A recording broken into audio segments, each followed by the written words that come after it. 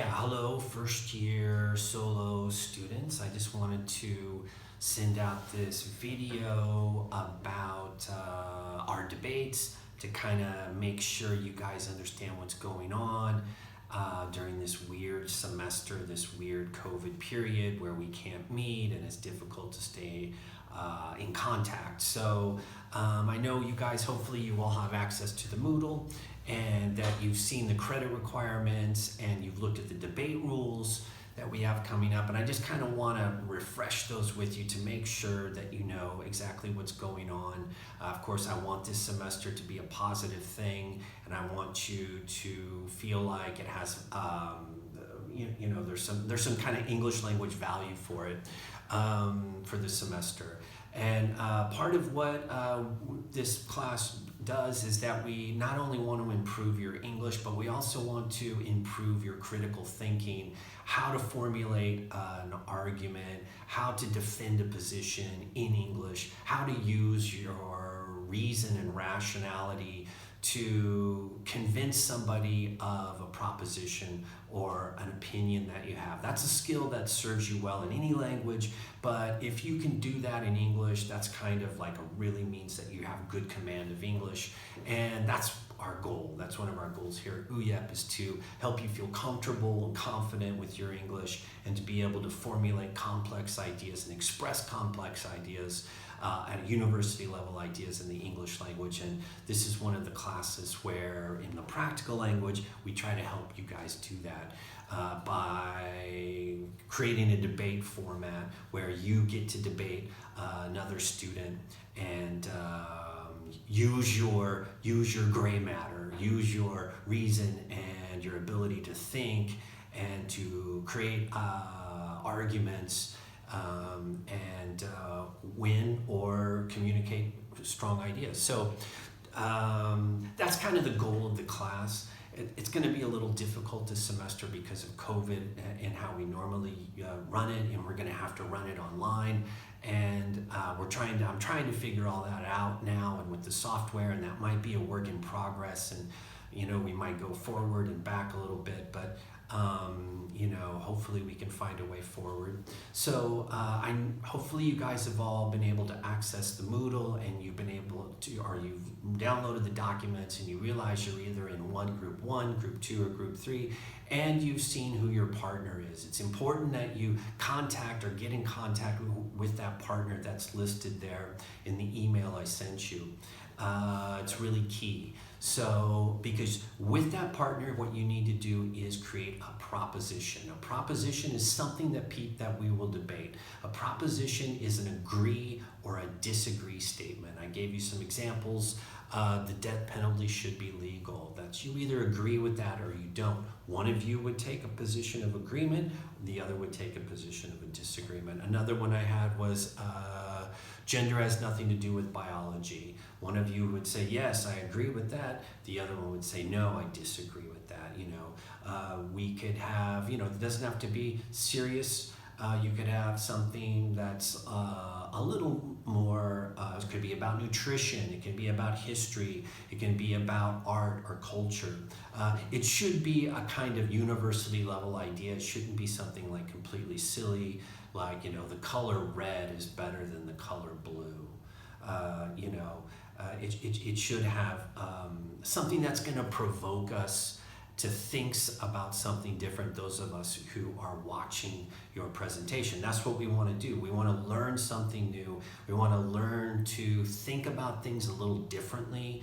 And that's another one of the reasons we have the debate, is so we don't kind of get lost into just our ideas and how our formulated ideas and opinions about things, but we want to be pushed and stretched a little bit to think about things in new ways. And that's part of what the debate does. It forces us to, or hopefully, think about things from a different perspective and maybe bring some wisdom or knowledge into how we think about these sorts of issues that are complex. Now, how is it formulated or how is it organized? I think I put it in the paper, but just to touch or go over it once again, you're going to have to prepare a 10-minute presentation that's going to support whatever your proposition is, whether you agree or disagree with the proposition.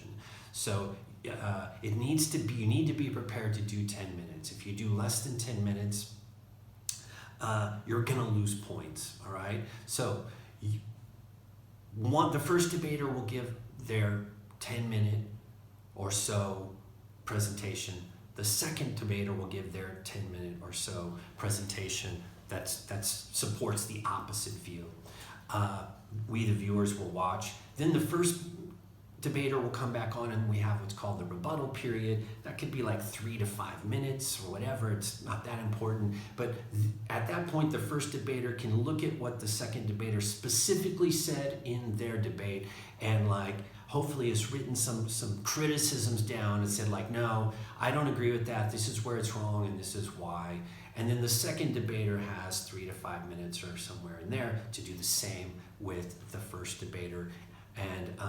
And then at that point, we open it to discussion. We open it to discussion between the two debaters. We open it to discussion between the viewers, the people who are usually in the room. Of course, we won't have a room this semester, so hopefully we'll be able to figure a way out where we can get 12 to 15 people in a virtual classroom, and they can all sort of engage in that if we can find the right software. That's the goal. The goal is to create dialogue and discussion about this topic. That's really all you need to do. You get a specific amount of points for a good debate.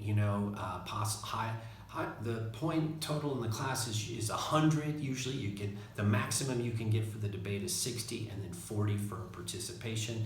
If you put together a really good debate, you have 10 minutes, you'll probably get 55, 57, 50 points. That's a good score on a debate. If you come and you have a 3-minute presentation, you're going to get 15 points. You're not going to pass the class, okay? So you need to kind of take it serious and put your best foot forward. Do something that, you don't want to come in at the last minute, just read a bunch of stuff from Wikipedia or give us a history lesson, and that's not the way to go.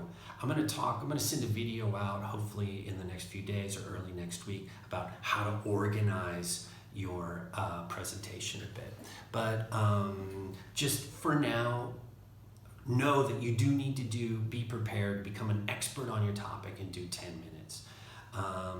And that's the primary way you're going to get points. Class participation, which is going to be a little different this year, harder to figure out because we're figuring out the online stuff, is usually 40 points maximum. But the more you're involved in the discussion period, the higher your point totals go up. All right. So, but again, this is kind of all a work in progress this year, and we're sort of feeling our way along because of the COVID reality. So, what I wanted to do today is just make sure you guys are clear that you need to contact your partner who you've been assigned. You need to come up with a couple different propositions that you could conceivably debate. And then again, I believe I said this, maybe I didn't, once you've created that proposition, that agree or disagree proposition with your partner, you don't work within the rest of the semester. Your job, if you've watched the Ben Shapiro little clip, is to basically destroy them. You want to convince us that your position is right and not your opponent. So you're not going to work together in creating your different presentations. So let's see, there was one other thing I wanted to mention, and yeah, so in your debates, not only do you need to be prepared to do 10 minutes, you can't read it, you need to become an expert on what it is, and then also within your group, we can't have the same proposition. So 3 different groups can't debate, the death penalty, or debate, European Union or debate like, is Donald Trump's hair good or not? Like, you know, we have to have like 7 different propositions. So hopefully we can figure that out when we meet online the first time.